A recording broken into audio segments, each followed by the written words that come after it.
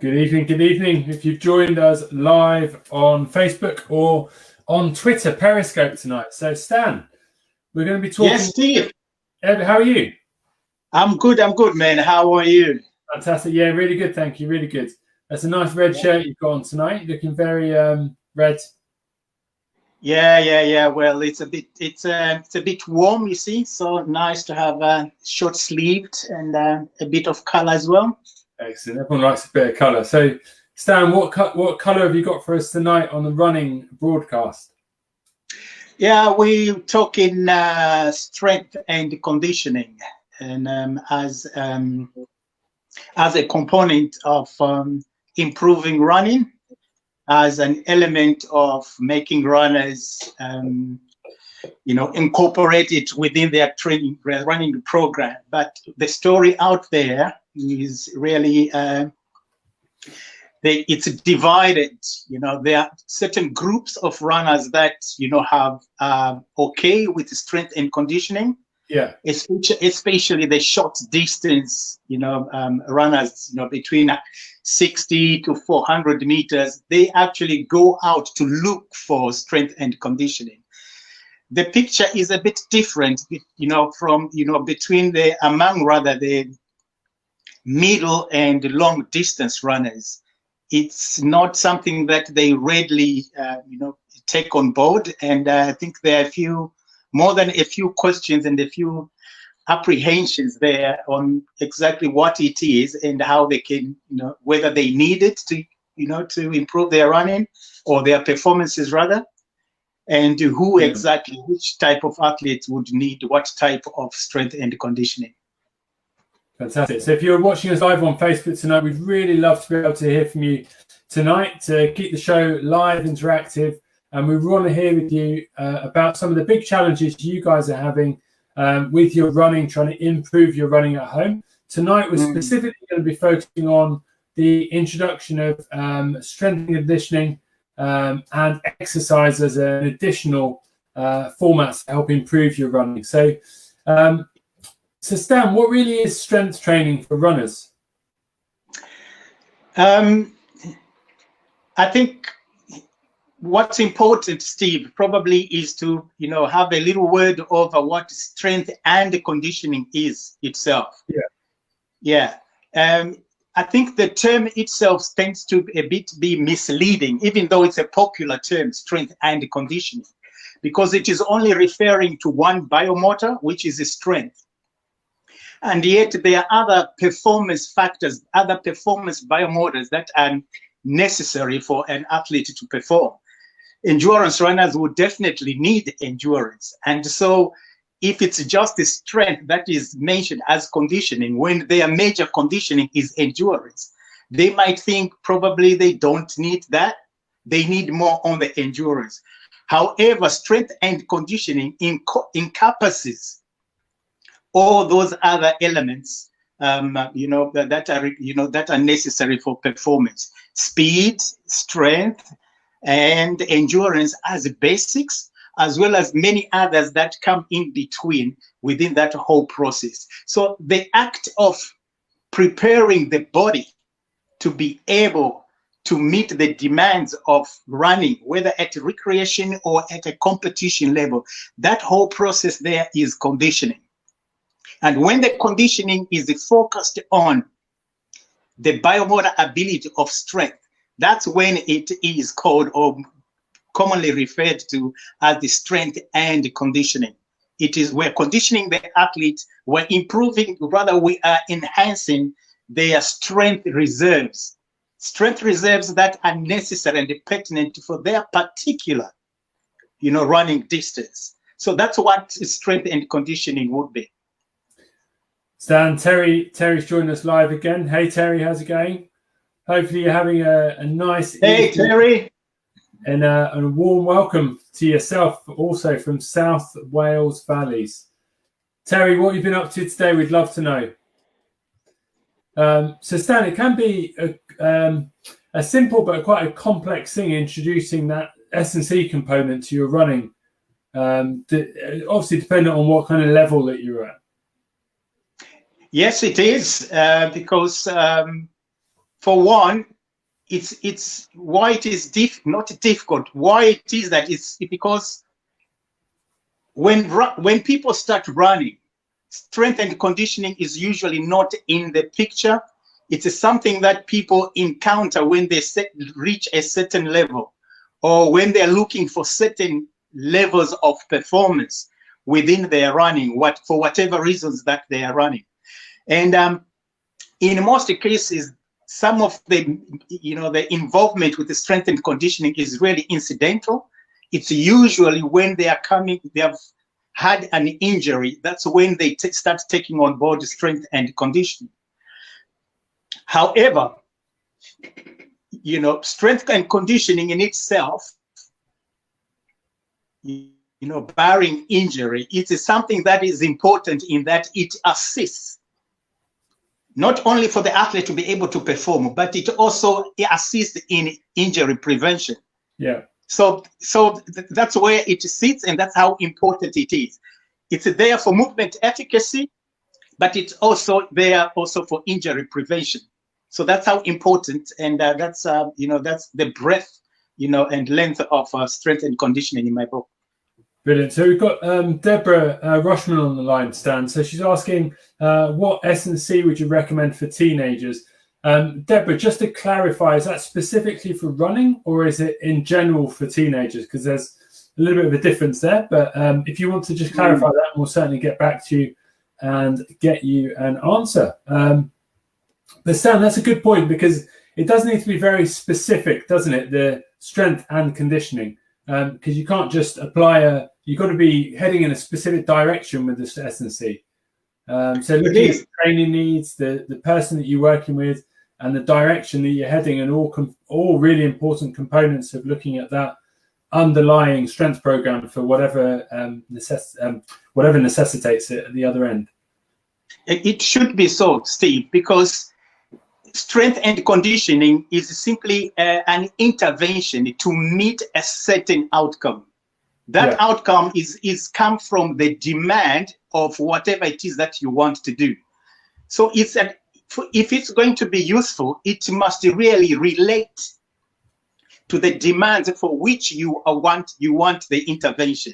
So if it is for 800 meters, then what are the demands in 800 meters that require strength? And which type of strength, how much of that type of strength does it require? So it starts with the demands of the event to come and decide what sort of strength interventions must be brought to bear. Brilliant. So Deborah's just clarified that. Thanks a lot, Deborah. She says that she has a national level teenage middle distance son. A running son, I assume. Okay. So how would you look at that, Stan? So where would you start with putting together an S&C program for a teenager who runs middle distance at that kind of level? So that's quite a good level. It is a good level, and because of that level, strength and conditioning intervention is actually is essential. It's critical because of the demand of performance at that level. It's required. What this national junior athlete here is asking of his body is that it must produce forces necessary to be able to compete, and to do that, then he has to go back into this body. Go back into the muscles to enhance their output. Therefore, it is an important part, really, of his training. And because it's already at the national level standard, therefore, it's absolutely critical that there is a structured strength and conditioning program that runs in tandem with all other training that he is doing. Yeah. Which, i.e., training for stamina, training for endurance, and being a middle distance runner, doing all the long runs, the short runs, the recovery runs. Strength and conditioning has got to find a place where it sits to complement and augment all those other activities that are seen to be necessary, for the junior that he is. Yeah, no, it's really interesting. So from my point of view, when I first started training to be an osteopath, probably, what's that, 23 years ago. Wow. I've lost all my hair. Look at that. It's all gone now. When I was first training, it used to be quite a big thing that athletes. So I came from a tennis background. So I used to play reasonably good level of tennis. Those that play with me know that I was okay. I wasn't the best, wasn't the worst, which was great, but I was very competitive. And one of the things we used to do a lot of was S&C, but it didn't have the format of conditional S&C. So it was quite interesting because there was a big divide because we were 15, 16 years old playing tennis, and all the other kids were just going and playing tennis, and all the other runners and all the other sports people at that age were told to not do any weightlifting. Weightlifting was really bad for children of a certain age, below the age of 24, basically, because the bones mature. The theory was that the bones hadn't fully matured, so any compressive load on their body would stunt the growth. And there used to be a big thing that, you're never going to grow again. You're never going to grow again. It's I think there's an appropriate level of strength and conditioning, then there's an inappropriate level of strength and conditioning. You do see some crazy things with like some really high-end junior weightlifters who do appear to have stunted growth. So, but it's not going to happen with the level that you're going to. It's unlikely to happen with the level that you're going to introduce S&C program. So, I think it does need to be very specific, and I think it needs to be very tailored towards the individual. So, like Deborah was mentioning there, if she's got a teenage middle distance runner, you need to have a look at the myriad of different things that are going on. So, look at his diet, look at his training volume, because if he's doing 7 or 8 runs a week or something crazy, and then you put him in the gym, you're going to risk injury because he's going to be overtraining. So it's got to fit, hasn't it, Stan? So it's got to be very specific and tailored towards the individual. Yeah. What are your thoughts on that? Yeah. I think the issue with that is that sometimes the image that comes to mind in most people's mind with the strength and conditioning is weightlifting. It's the venue is the gym, and the exercises are weightlifting. Yeah. So that's, because of that, compartment of what strength and conditioning is. That's when people do get a bit, apprehensive about whether they should do it or not. Strength and conditioning is not about the exercises that we have come to associate with it. Not at all. Strength and conditioning is basically conditioning the body, giving the body enough condition for it to be able to perform what the body needs to perform. In the case of this young man here, he is a middle distance runner. He is a middle distance runner that wants to improve on it. Therefore, the conditioning, the strength and conditioning that he must undertake is one that is functional. It's not necessarily one where we're talking about building body mass. It's not about hypertrophy training where we're increasing the body mass, and therefore it becomes a difficult thing, coming, from an energy expenditure point of view. No, that's not what it is. It is about strength and conditioning is about such subtle things or obvious things as posture. Postural integrity in itself is, an intervention that strength and conditioning might bring about. Strength and conditioning is there to sort out issues of range of motion within the various joints that are necessary, the ankle joint, the knee joint, and the hip joint. Now, every athlete requires that, regardless of how old they are, and how old they are, at what level they are competing. Yeah. Those ranges of motion are necessary for them to do that. Running is predominantly a reactive activity. Muscles work within a reactive, response. And so strength and conditioning would be able to input and intervene with a lot of reactive work, which the body needs, which the body will require out there on the track or on the road or in the cross country when they are doing that. So strength and conditioning is really not limited to the equipment that it is being used, not necessarily. Equipment is decided. You only decide what sort of equipment if it meets the need for that intervention and at the level where it is needed. So strength and conditioning is not about the lifting necessarily.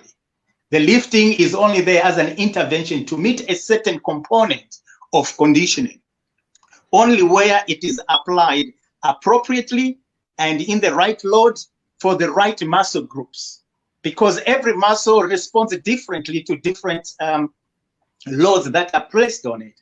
So it's not everything that we see in the gym that is necessarily a good thing, you know, for certain muscle groups that we want to get on, depending on what activity we are doing on, whatever activity that we want to accomplish with. So that would be my position on that one. And as for teenagers, they're able to do that with their body weight. I can't see the benefit of a young person adding extra load on their body when they cannot even balance using, you know, they cannot balance, you know, they cannot even find balance with just their own body weight. If they're struggling to balance with their own body weight, what help are we doing by loading them some more? So using of the teenage runners using their own body weight to, you know, to develop strength is a good strategy to employ. Yeah. No, it's I mean, even though you said that, it's quite specific, isn't it? Because there are some like really, really elite junior runners that will get in the gym and will be lifting reasonably heavy, not crazily heavy, but they'll certainly be lifting to try and get that extra edge when it comes to increasing the muscle mass. But they've got the whole package kind of up to that level. So nutrition, diet, psychology, conditioning, and the actual running training. So the volume's there. And that's pretty much all they'll focus on, I imagine, a lot of the time. So that's quite an interesting dynamic. So I think you just got to make sure you get the balance right, Deborah. So if you'd like any advice, then just drop us a message and we'll be able to give you some more specific advice when we know a little bit more about your son and what he wants to achieve with his running. But Stan is your man, so he'll be able to help you out with that. So if anyone's watching live right now and they'd love to ask some questions about running training, we'd really love to be able to help them out and talk about the S&C component, so there's the conditioning component associated with their running program as well. But Stan, when you've got the right running program, how do you integrate it into your running?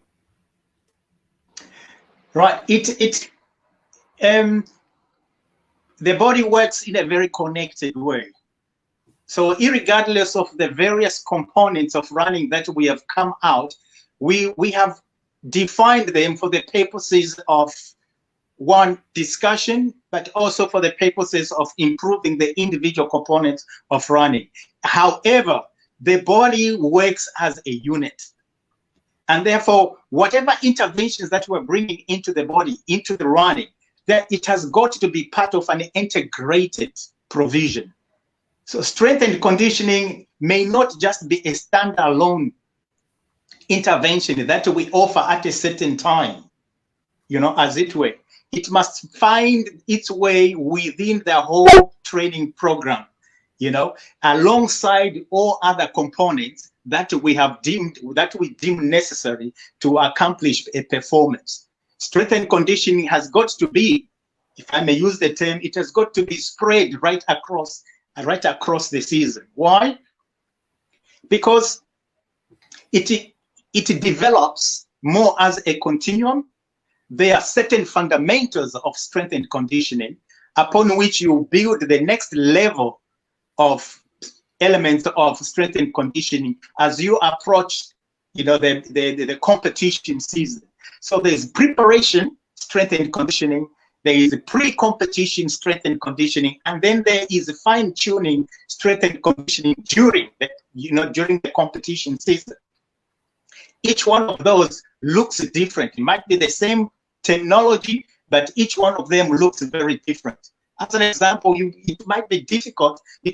Could be really, the benefits would be minimal if somebody started off with the power training.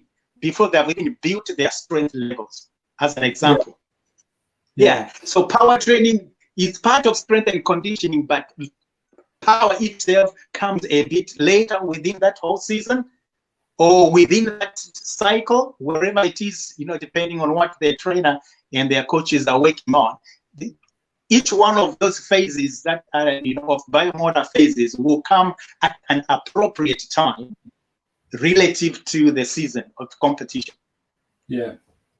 Teza said that you can do strength training as part of your daily routine. Terry, I hope you don't mind me calling you Teza. I think we're quite familiar now, aren't you? We've been around for a couple of weeks now, so I think we need to be on familiar terms. So Terry, hopefully you don't mind, but he said that basically you can include it as part of your daily routine, which I'm definitely all for, because I know that it can be quite difficult to build in that program if you've got like a job and you've got a wife and kids and you've got lots of different things going on in the background as well there. So actually go out and go to the gym as well as go for your run can be quite difficult. But Terry's made a good point there, hasn't he, Stan, about including it in his daily activities during the day, because that seems to work quite nicely for him. It does actually. I like to tell my athletes to make, to have a lifestyle, lifestyle as part of their training. Incorporate the elements that you work at the track. Find ways of incorporating them in your lifestyle so that it's not a separate activity, where I'm looking at my posture because I am at the track. And yet away from the track at school or at work, I'm not exercising the same discipline regarding that, regarding that posture. The body will not know the difference, whether I'm at the track or I'm at the office. The body will just learn whatever it is that we're doing. So that's why the term conditioning there comes in. The body gets conditioned with that poor posture because it thinks that's what you want. And so when you come back to the track and try and correct it, you are almost deconditioning what you have spent most of the time doing. So it has got, I agree with Terry, it has to be fitted in within one's lifestyle. So those components of strength and conditioning that you are working on, holding your posture, holding your courage, how you carry yourself, it's not something that we do over winter. That's something that you do every day. Yeah, definitely. And it's consistent with the end goal. So if you're watching live on Facebook, we'd love to hear about your current running goals to work out how we can help you to improve those and get the best results for you. But yeah, if you're on Facebook right now, comment below and tell us what your running goals are and what's holding you back from achieving those. So we'd love to know. But Stan, would you say there's any extra advice that you give to people who are thinking of including strength and conditioning into their running program? Yes, definitely. I think that everyone should have that in their, in their running program, because running by nature demands that you have strength reserves. You should be strong. The body needs to have strength to be able to, to have structural integrity, for the structure of the body to be there, for the body itself to be functional. There's need for strength reserves that must be in, and therefore that must be incorporated in a thing. So the first thing there I would suggest to somebody is have the appreciation that strength is something that you need. It's not even a choice. As long as you're looking to run and improve on your running, improve the performances, you're going to need a conditioning. And within that conditioning, you're going to need, strength, because it is, an essential part, of you being able to produce the force that you require for that performance. And if your strength levels are low, it's going to be difficult to generate the amount of force that you require to meet the challenges and the demands of the race that you want to take part in. Be it for fun or for a performance, you still require strength and conditioning. So where do you start with it? The important bit there is there's a lot of strength and conditioning that is basic, that anyone should be able to do. it is right for the body anyway. But in certain points, if you want to move it a bit further, you probably want to have a functional assessment just to see which elements of conditioning are really, should go onto the top of your to-do list. The ones where you've got the most movement dysfunctions. Those are the ones that you want to address the most. And so that would probably require you to see, your coach or whoever else that you can see that can do out a simple, functional movement test to assess, the symmetries and whatever movement idiosyncrasies that movement deficiencies that you might have, because it's all about movement. And so if it comes out in your movement that there's some deficiencies there, that in itself, that's the place where you want to start fix that, and then start boosting up the amount, the strength that you are doing. That's a very good point that Stan's made there, is that there's lots of different ways of assessing people, and also you can go from just watching people walking to assess their running, all the way up to doing very complicated biomechanical assessments with people. I know, Stan, when I first met you, I used to do very complicated assessments. Do you remember the Quintic analysis that we were doing? Yeah. It used to take me hours to be able to do that. And the data was really interesting, but there was almost too much data to be able to interpret what was going on. So we stripped it right back, and we kind of have a very simple screening process, which helps the basics, the problems, because it's nice and simple. We can reproduce it, and it picks out the really key things that are really essential for that particular person in terms of their biomotor faculties as well. So that's an important thing to remember. So, Stan, it's that time of the evening again. Yeah. So, Stan, the big question. What are your top 3 tips when it comes to helping Instagram strength and conditioning into their programs? What would you say the top 3 tips are? I think that what would be the first one for me there is understand the demands of your race. Work from that understanding to decide and determine what type of strength and conditioning is essential for you. Essential because it meets the demands for your race. I think that coordination and that collaboration, if I may call it that, is absolutely critical. Because there's a lot of strength and conditioning regimes, programs, and exercises that probably would not have the most benefit for you if that has not matched. So match your event with your strength and conditioning requirements. That's where it should come from. So that would be the first point. The second point, therefore, then is go for an assessment. Have an assessment, a functional assessment, to ascertain what the movement needs you require are, what the muscular support that you require are. It's only when we work with this shortfall that any exercises would be relevant. It helps with exercise selection if we know what it is that we are trying to intervene. So that will be the second, point.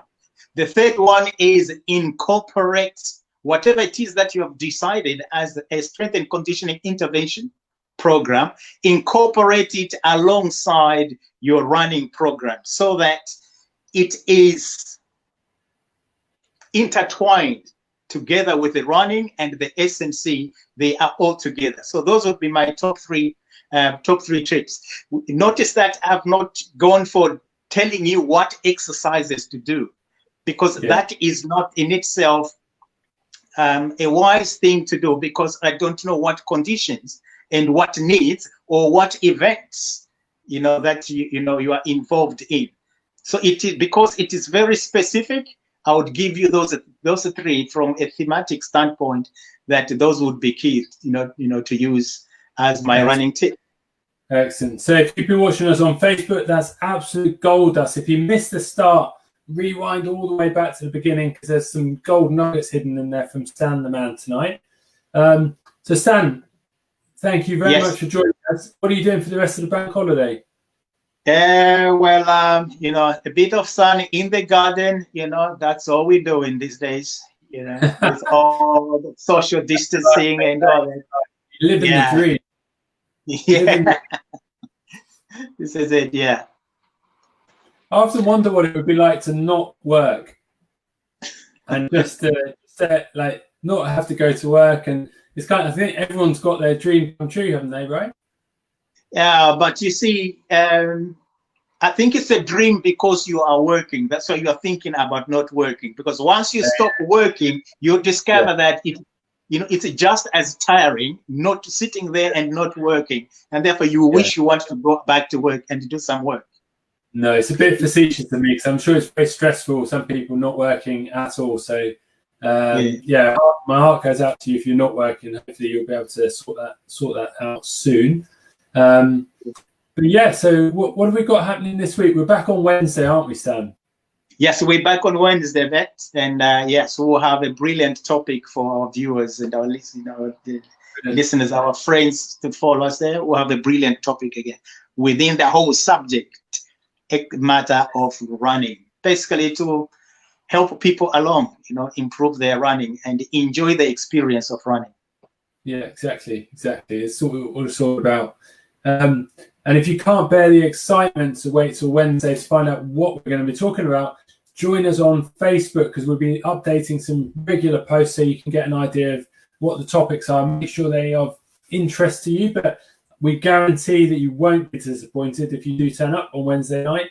But yeah, that's around about it for tonight. So it's been great talking to you, and it's been great talking to you, Stan. So thank you very much for your time. And I look forward to seeing you on Wednesday night. But for now, it's bye-bye for me. Bye-bye from me too. And thanks for, joining us tonight. Yeah, have a fantastic bank holiday and try and get some S&C in, if it's appropriate for you, of course. Take care, guys. Bye-bye. Yeah. Bye-bye.